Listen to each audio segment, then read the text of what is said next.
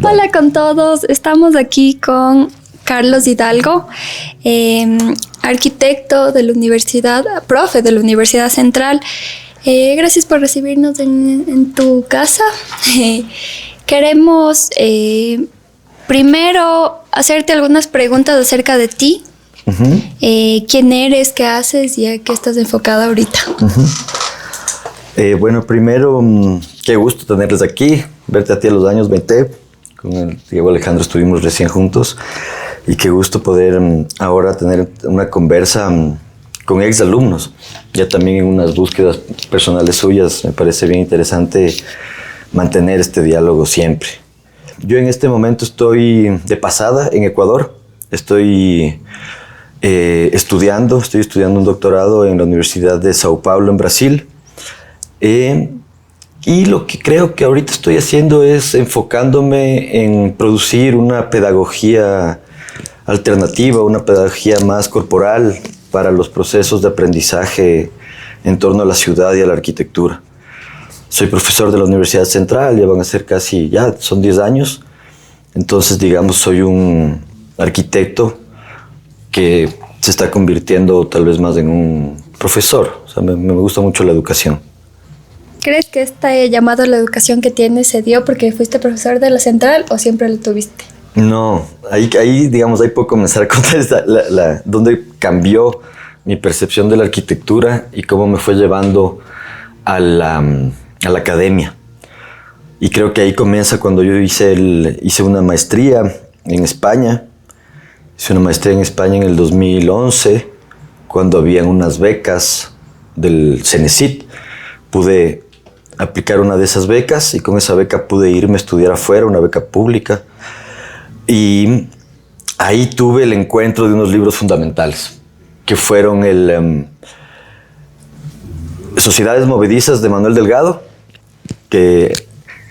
Y ese libro fue como el primero que me llevó. O sea, es un antropólogo, pero ese libro me fue llevando a otros libros. Ahí asomó, por ejemplo, Wallscapes de Carreri, Michel de Certeau. Pero lo que hacía sobre todo ese momento fue interesante porque leía este libro que tenía un capítulo que se llamaba, me acuerdo claramente, que se llamaba Pensar, Pasar, Hablar, y otro que se llamaba Coaliciones Peatonales. Y desde esa visión como antropológica hablaba de Carreri. Y Carreri, por otro lado, tiene ese otro libro del 2003, 2004 o 2002, que se llama Wallscapes. Uh-huh. Entonces, entre esos dos libros que yo leía Wallscapes y era como toda una historia de la arquitectura desde lo nómada, que creo que eso fue un punto súper importante en el momento actual de la docencia, incluso de la arquitectura, porque Carreri trajo esa otra, o sea, como que lo reescribió y lo unió a toda esa arquitectura nómada, hablando primero desde el menhir mismo, como la primera arquitectura, pasando por Fluxus, por los situacionistas, o sea, como haciendo una cronología de esa arquitectura nómada y dándole un valor, digamos, a lo móvil de la ciudad. Y Delgado también hacía referencia a eso, y ahí también llegó Michel de Certeau con su libro La invención de lo cotidiano, que para mí también es fundamental ahora en el pensamiento que estoy construyendo, que estoy queriendo como estructurar. Y eso fue lo que me llevó más a esta otra arquitectura, digamos, que es una arquitectura que tiene que ver más con la ciudad, más con la gente, más con lo urbano, con el urbanismo, y no enfocada, digamos, en el proyecto, sino, digamos, en una cosa un poco más amplia. Relacionando siempre, pero digamos en una amplitud. Uh-huh. Uh-huh. Es súper interesante cómo hay diferentes aproximaciones a la arquitectura, ¿no? Uh-huh. Y más aún cuando en una facultad te encierran en lo que es un diseño, uh-huh, en lo que es diseño urbano para el básico, que es en capas o lo que sea, uh-huh, pero de ahí te das cuenta que hay capas, pero de diferentes lugares, ajá, antropológicos, sí, humanos, de sí, comunidad. Y eso es lo más interesante de todo esto de estudiar la ciudad. Uh-huh. Antes de seguir con la entrevista, nos olvidamos de la pregunta. Si pudieras elegir algún lugar en donde vivir en Quito, ¿en dónde vivirías? Ahora que he vuelto a Quito después de casi un año, sin duda creo que viviría en el centro histórico. O sea, me buscaría tal vez una de esas primeras calles en las afueritas del centro histórico, sea hacia La Tola, sea hacia San Juan, en la Alameda, por ahí. Me encanta. Me parece que es el lugar más diverso de Quito, donde hay más cruce de personas, más intercambio. Y ahí, viviría ahí. Creo que el 90% de los entrevistados están de acuerdo contigo. La mayoría dijo que le encantaría vivir en el centro. Sí, es que es una belleza. Y yo digo, será una lógica de arquitectos, porque hay full gente, bastante gente de otros lugares que dicen, no, yo no viviría en el centro ni fregando. Ajá. Pero tal vez es porque somos arquitectos que nos llama mucho la atención. Puede ser, ¿no? Puede ser. También son estilos de vida. Son estilos de vida porque hay mucha gente, artistas, todo el mundo, ¿no? Yo creo que son estilos de vida. Sí tiene que ver también con la arquitectura y el urbanismo seguramente porque estamos obsesionados. Pero también hay otras personas que les encantaría vivir ahí. Sí. Ya. Bueno, siguiendo con tu metodología, o sea, con el camino. Con tu camino queremos saber cómo fue el proceso cronológico de tu camino. Ya ahorita nos dijiste cuáles fueron tus bases para explorar más, pero ahora síguenos contando el camino. O sea, creo que ese momento en España fue súper importante. En Madrid pasaron algunas cosas. Justamente hice la maestría. Estuve en un curso de cooperación para la habitabilidad básica, que era como herramientas más relacionadas con las ONGs, relacionadas con procesos para hacer proyectos, que me ayudó también bastante como para estructurar y entender cómo funcionan, esa parte más burocrática, digamos. Y en paralelo, para las prácticas de la universidad, todo el mundo hacía en el ayuntamiento, así. Y yo le conocí a un amigo que se llama Diego Pérez, que tiene un colectivo que se llama Todo por la Praxis. Y yo le dije al Diego, que hagamos los papeles para hacer las pasantías contigo, en Todo por la Praxis. Y fue así. Entonces, aparte de toda esta nueva arquitectura que estaba surgiendo en mi pensamiento arquitectónico, trabajé en Todo por la Praxis, que fue como una maestría paralela. Era una cosa muy bonita, porque digamos, España estaba en una crisis, se estaba generando todo el movimiento 15M, Todo por la Praxis estaba como vinculado a un movimiento arquitectónico un poco insurgente, que se llamaban las arquitecturas colectivas, que organizaba el Santiago Cirujeda.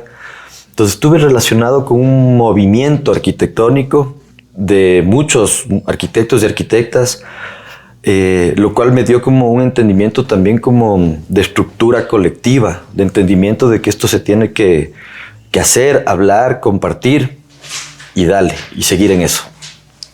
Entonces, saliendo de toda esa ola, regresé a Quito. Regresé a Quito justamente en una invitación que le hicieron a Todo por la Praxis en un laboratorio Quito, creo que se llama, que eran unas cosas que hacía la Católica. Le invitaron a Todo por la Praxis y el Diego no podía venir y vine yo.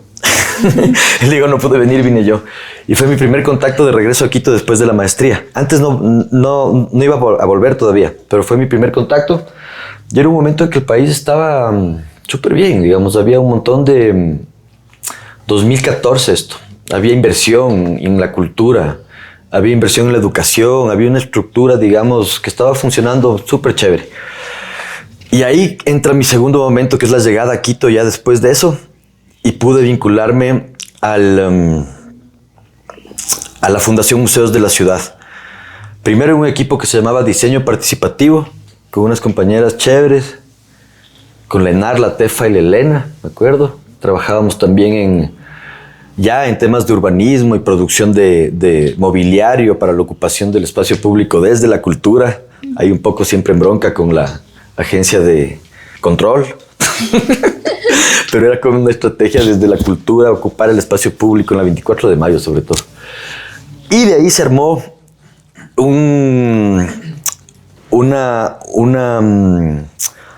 se organizó la mediación comunitaria, que era todo un equipo de los museos de la ciudad que lideraba el Alejo Ceballos. Entonces yo regresé, fui parte de la mediación, de este equipo de mediación comunitaria, en donde había un departamento de diseño participativo, Pero eso para mí fue como súper interesante porque todavía no era como a la docencia, pero sí era la interdisciplinaridad. Porque era un equipo en donde yo era el arquitecto, había una antropóloga, había un sociólogo, había un agricultor, o sea, la Val, el Pablo, amigos ahora, ¿no? Entonces en ese momento yo trabajaba en mediación comunitaria. Y ahí, como ya venía con toda esta nota de la caminata, venía también con esta idea de lo colectivo, de las organizaciones. Mediación comunitaria era un proyecto extramuros de los museos. Y ahí fue un momento súper importante también para mí, digamos, en todo el proceso de lo que estoy haciendo ahora, que fue que hicimos el Laboratorio Quebradas. Ahí hicimos el Laboratorio Quebradas, que fue con el Museo Yacu. O sea, fue el proyecto de mediación comunitaria junto al Museo Yacu, con el Andrés Basantes y yo hicimos Laboratorio Quebradas. Eso fue increíble. Eso fue súper bonito porque lo que fue recorrer 7 quebradas de Quito, o 6, ya no me acuerdo, que tenían diferentes procesos de urbanización. Entonces fue una convocatoria. Primero con el Andrés nos íbamos a ver las caminatas, a chequear, veíamos la gente. Me acuerdo que en Atucucho, por ejemplo, caminamos con el Luis Robles, que era dirigente en ese momento, y con un grupo de gente de Atucucho. Me acuerdo que caminamos a Quitumbe, por ejemplo, y ahí tuvimos el acompañamiento del Handel Guayasamín y nos explicó lo que fue el Plan Quitumbe. Entonces las caminatas venían acompañadas de eso. Y fue una convocatoria, donde era una convocatoria de artistas, estudiantes y los que nos acompañaban dentro de la comunidad. Esto lo trabajamos con Ana María Durán. Ella fue la que como organizó todo, como una consultora. Y yo estaba dentro en los museos, en el departamento de mediación comunitaria, con todo este equipo, ¿no? Que me hablaba. Era súper nuevo para mí. O sea, trabajar en un museo después de hacer una maestría. Yo no tenía tanto esa educación, pero justamente este equipo era eso, ¿no? Como crear la interdisciplinaridad, la ciudad como paño para comenzar a pensar diferente. Y ahí fue la primera vez que apliqué la caminata como método de investigación y de colaboración y de compartir en este proceso, que luego terminó en una exposición en el Museo Yacu. Ahí con el José Manosalvas, me acuerdo que también hacía los artes lindos. Algunos artistas de la PUSE que eran estudiantes también fueron parte y producieron. Entonces ellos producían el contenido, ¿no? Y hay algunas cosas ahí. En ese momento yo no tenía la claridad que tengo ahora de la importancia de guardar muy bien todo el archivo. Entonces eso fue en el 2015, no tenía eso claro. Entonces lo tengo medio disuelto y ahora estoy como retomando cosas importantes para escribir justamente el proceso para el estudio doctoral. Parte de pensar esta cosa del archivo te hizo llegar a este... ¿El Verticalix? ¿El Verticalix? No, el Verticalix es otra cosa. Es otra cosa. El Verticalix es otro momento. Porque de ahí, digamos, eso llega después. Porque mientras estaba en la fundación, era el mundial. Era el mundial. Y eso fue súper bueno porque el Diego Hurtado nos invita a la ENAR, que también trabajaba en la fundación, el ENAR 10, y a mí, la ENAR arquitecta también, española, que trabajaba aquí con nosotros, le invita a la ENAR y a mí a dar una charla en la Facultad de Arquitectura de la Universidad Central, y así es como entro. Ahí me conocen, digamos, así me presento. Yo estudié en la Católica. Entonces hicimos una charla que no me acuerdo bien el nombre, pero era como la arquitectura del mundial y la arquitectura comunitaria, digamos. Entonces lo que hicimos fue evidenciar toda la manifestación social que estaba existiendo por el excesivo presupuesto de los estadios y las favelas detrás, pedazos, ¿no? Hubieron muchas manifestaciones, hubieron muchos procesos colectivos de queja de por qué se invierte tanto dinero ahí. Entonces ahí con la INAR hicimos toda una presentación que hablábamos del arquitecto estrella, del arquitecto comunitario, de los procesos sociales, de la ciudad estratégica, cómo ubica su capital. Y así fue como en esa primera charla me acuerdo que estaba el decano, en ese momento era el Luciano, conversé con él brevemente y ahí me dijo, manda el CV para dar clases. Ahí fue. Ahí fue. Mandé el CV y el siguiente semestre entré a dar clases. Ya. Sí. Ya. Sí. Volviendo a este laboratorio de quebradas que me contaste, ¿cuáles son las enseñanzas que te dejó esto? Y si lo volverías a hacer, ¿qué mejorarías? Híjole. ¿Qué potencialidades le ves? ¿Qué es lo que ya no harías? Ajá. A ver, sí, lo quiero volver a hacer seguramente, pero digamos las enseñanzas, o sea, entenderle a Quito en otras dimensiones. O sea, creo que las caminatas fueron increíbles porque arrancábamos del medio urbano y subíamos al Pichincha o nos recorríamos por Cumbayá, nos bajamos por Cumbayá, por la quebrada Santa Inés y vimos también cómo hay ese contraste de un pueblo antiguo. Santa Inés es el pueblo más antiguo de Cumbayá y al lado también las urbanizaciones cerradas. Entonces dejó muchos aprendizajes. Sobre todo el más importante es como yo regresar aquí, personal, y aplicar esta situación corporal, caminando, andando, observando, y en esa dimensión, en esa escala, poder generar una crítica urbana. Entonces creo que el mayor aprendizaje fue ese. Y además no caminar solo, caminar con gente. Sí. Entonces creo que también eso es fundamental. La caminata solo también amo, me encanta, practico siempre, pero me interesa mucho caminar colectivamente, como un método mismo de aprendizaje, como un método de colaboración, de intercambio, de subjetividades y colectividades. Sí. ¿Cómo se relacionan? Sí, además de que caminar igual en ciudades relativamente inseguras, caminar en grupo le hace sentir más seguro, ¿no? Totalmente. Empiezas a ver muchas más dinámicas. Yo justo estaba hablando de esto, de la caminabilidad, que tal vez en caminar en Sudamérica, para que una ciudad sea caminable, es caminar en grupo. Sí. Es literal caminar colectivo, porque no puedes, se puede caminar solo, pero tiene que ver mucho si eres niño, si eres mujer, si eres hombre, tal vez tengas un poquito más de libertad para caminar.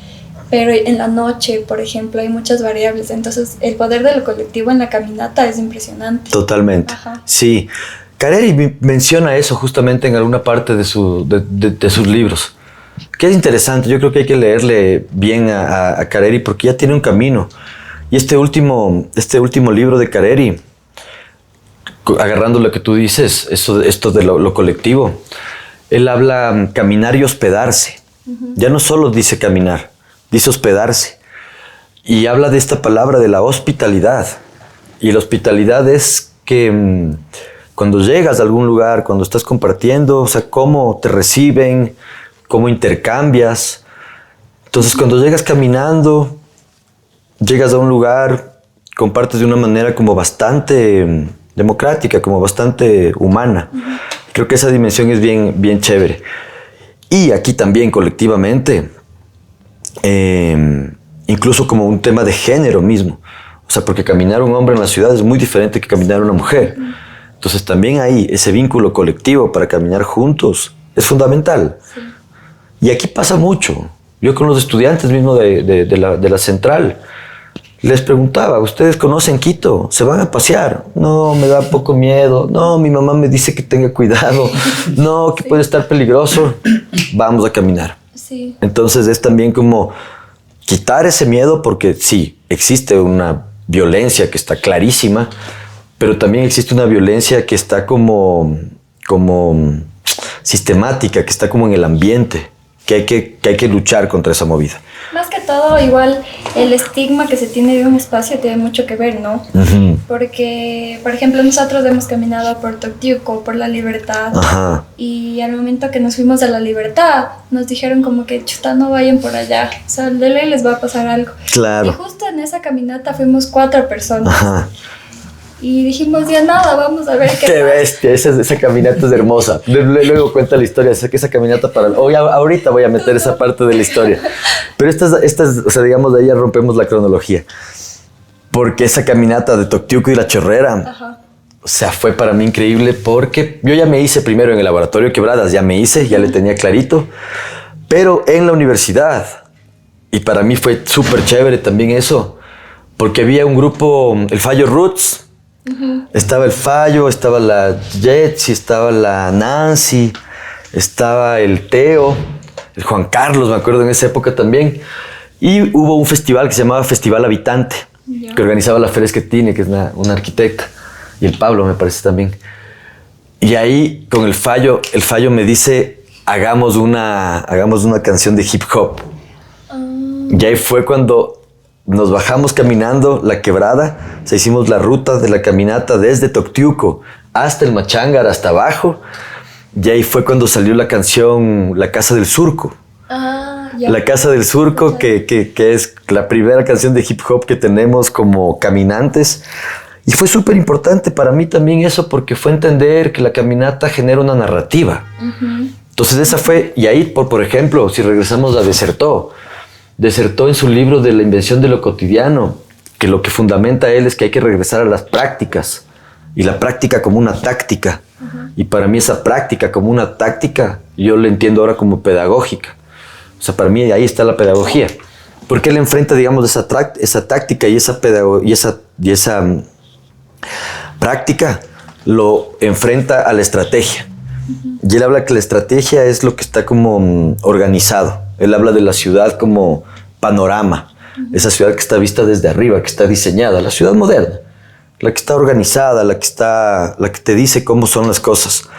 Pero las prácticas es todo lo que pasa en la calle. Cocinar, andar, conversar, conflictos, todo. Entonces esas prácticas, él ubica como táctica. Y es bien bonito entenderle. Y dentro de toda esa maraña que él habla del caminar como algo importante, y tiene una parte en el texto que se llama retórica caminante, que para mí es fundamental en mi tema doctoral. Esa retórica caminante, que ya le aplico ahora en el Verticalix, pero también en ese momento fue el hip hop. Entonces yo hablaba con el Fallo y con el Teo, y ellos hablaban de los ritmos, que tienen que ser así, ta, ta, ta. Entonces hacíamos frases cortas. Entonces esa canción es todo un relato desde La Chorrera hasta el Machángara, como una crítica urbana. Es urbanismo. Claro. Sí, entonces, ahorita que mencionaste eso, o sea, yo me emociono acordándome esas cosas, porque ahora tienen tanto sentido. Sí. A veces haces cosas que no entiendes mismo, pero sabes que hay que hacer. Y después vas, después vas como haciendo esas conexiones, que ahora yo estoy mucho más volcado a la teoría y estoy teorizando mi práctica. Digo, wow, por aquí esto tiene mucho sentido. Mucha lógica cuando lo hice. Sí, exactamente, sí. Y esto también, o sea, ahorita se me viene a la cabeza esto de los palimpsestos urbanos. Justo que es cuando la ciudad se ve como un manuscrito que está bien escrito, ¿no? Sí. Entonces justo tiene mucho que ver con el lenguaje, ¿no? Sí. La historia, la memoria, la arquitectura y la experiencia. Es lindo poder tener como un rap que sintetice un poco eso. Total. Tenemos 4 canciones. ¿Y aquí? ¿En serio? Sí. ¿Las 4 surgieron de esa experiencia? No, es otra que ya les cuento después la otra. La otra es otra experiencia, pero es también en otro festival. O sea, digamos, ahí también eso es interesante cachar. Nosotros como pensadores de arquitectos urbanistas tenemos el mundo de la cultura también para nosotros. No tenemos que estar alejados de todos esos otros lenguajes. Entonces la estrategia que yo usé junto a los chicos fue aplicar a festivales. Este primero fue con el Festival Habitante y el segundo fue con un festival que se llama Al Zurich, que se llamó Reinicio 2020. Fue pandémico ese. Pero bueno, sí. Los lenguajes y el palimpsesto urbano es importantísimo. Sí. Que creo que sí. Y esto igual viene de la mano con la creatividad y la imaginación, ¿no? Sí. Por ejemplo, cuando hablas de un paisaje, ¿qué es lo que ves y qué es lo que te estás imaginando? ¿Y qué es lo que escuchas o qué te imaginas escuchar? Sí. Y también tiene justo con la cultura, con el arte, con esto de creación, ¿no? Sí. Es justo lo que te da el estar en un medio urbano y estar moviéndote. Sí. Pero, ¿sabes? Quiero contarles una cosa que fue importante también. Antes del hip hop, en el 2016, que creo que para mí fue súper importante, y ahí es donde tú participaste, fue en el 2016, en la Semana de la Arquitectura, que organizaba el Andrés Ceballos y que organizó ahora también. Creo que él está poniendo un sello a la semana cada vez más interesante. Pero en esa vez hicimos la Semana de la Arquitectura yo tenía como dos, o sea, yo siempre he trabajado con vinculación con la sociedad. Para mí es el lugar de trabajo en la academia. O sea, es mi lugar de la pedagogía.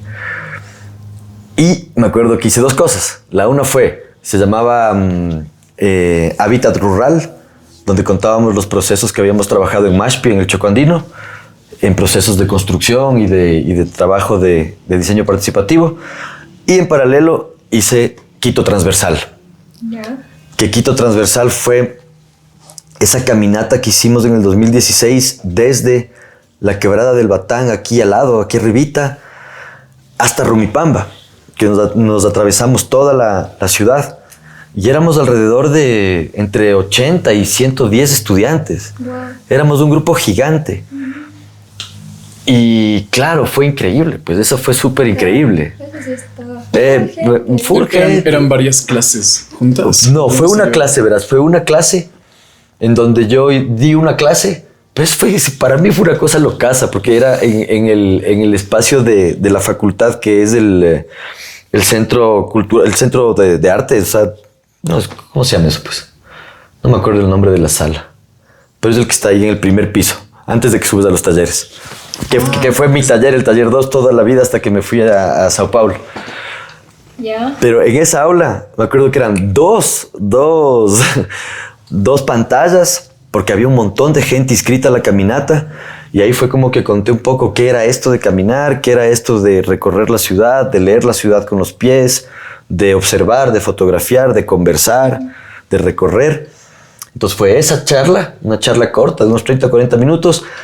El siguiente día, que fue, no me acuerdo qué día fue, pero fue la caminata. Me acuerdo que ahí lo que hablábamos antes, ahí estaban el Sebas, el Nico, el Brian, que fueron como mi equipo de apoyo. Y me acuerdo, como éramos tantos, hicimos unas banderas amarillas. Ah, eso mencionaste. Hicimos unas banderas amarillas y como que veías una bandera allá, la otra bandera acá, y íbamos caminando. Y me acuerdo que nos preguntaron de qué partido político son. Cierto. ¿Te acuerdas? Sí. Y ahí dije, claro, la caminata tiene esto, es una manifestación, es política. Es una manera de observar la ciudad, es una manera de entender, es una manera también de cuestionar, es una táctica. Sí. Es una táctica que hay que desenvolverle pedagógicamente para reaprender o aprender de nuestra ciudad y de nuestro proceso más del sur, de nuestra gente, de nuestro urbanismo, que es absolutamente diferente al urbanismo occidental. Y de nuestra identidad. De nuestra identidad, totalmente. Que a veces se siente como que media gris, ¿no? Media perdida por todas estas cosas que tenemos en el exterior. Sí, poco observada. Porque está ahí, está allá afuera. Está ahí. Está poco observada. Es increíble. Y trágica también. Y trágica también, porque también es desigual. Sí. Es desigual y eso hay que entender. Es violenta también. Sí, total. Entonces ese momento fue súper importante porque fue la primera caminata que yo hice en la Universidad Central con los estudiantes. Entonces fue chévere porque fue una manifestación. Claro. Y ahorita que lo mencionas, tal vez sí fue un primer llamado también para mí en esta cosa de caminar, porque me acuerdo que con Nico, con Brian, con Seba, nosotros éramos así súper exploradores, ¿no? Hasta ahora, pero cada uno ahorita está en su... Sí, les he visto. En su momento explorativo diferente, que el uno se sube a una montaña, que el otro hace cuerda floja. Sí, total. Pero era como que a nosotros nos llamó full la atención esto de caminar. Ajá. Sí, y eso fue como que una de las primeras aproximaciones que yo tuve, que era chiquitita, que es que es bien bonito. 18, 19 años, tal vez. Es que es bien bonito, ¿sabes? Y aquí con esto te voy a hablar de dos personajes que para mí son fundamentales también. Lo uno fue leer el libro Caminar de Henry David Thoreau, que también era como una crítica a la sociedad moderna y un regreso a la naturaleza, como un llamado de no abandonar la naturaleza, de una manera espiritual, de una manera filosófica y rebelde. En ese tiempo, Thoreau ya estaba como ahí en esa crítica. Es bien bonito entenderle a Thoreau y cómo habla del caminar.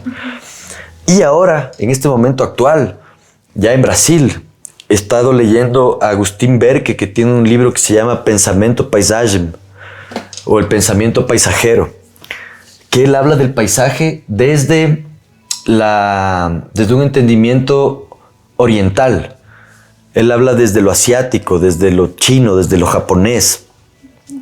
Y es bien interesante porque el paisaje ahí no es un objeto. El paisaje no se le coge, que es diferente eso, digamos, con el sentido del paisaje occidental, que se lo entiende así en los cuadros y esos cuadros románticos que está en el paisaje ahí hermoso y el paisaje es esa cosa mística que está ahí objetual. Aquí, en cambio, lo que Berke propone, que es bien interesante, es que el paisaje es un medio. El paisaje somos todos, que el paisaje está entre el sujeto y el objeto. O sea, no es ni sujeto ni es objeto. Entonces se desarrolla como una herramienta. Y digamos, dentro de mi investigación y como yo lo ubico, y como mi profe, mi tutor Bassani dice, el paisaje es la herramienta sensible del territorio. Él lo define así. O sea, él habla que el paisaje es como la herramienta sensible del territorio a través, en mi caso, del cuerpo y de la caminata. Entonces es chévere como que comprender así el paisaje, porque no queremos eliminar los otros conceptos del paisaje. Queremos vincularles. Queremos ser exploradores de ese paisaje. También dibujarle, también objetuarle, pero en una exploración. Que a mí me encanta esa de la palabra explorador. Sí. O sea, Linda, sí. Lindísima. También siempre digo, voy sí. a explorar. O sea, Sí. ¿qué te vas a explorar? Sí. Es bien bonito porque es investigar. Sí, es investigar andando. Sí, es chévere. Es bien bonito. Ah, bueno, perdón. Sí, precisamente ayer me pasaba que estaba con mi hermano y fuimos al centro.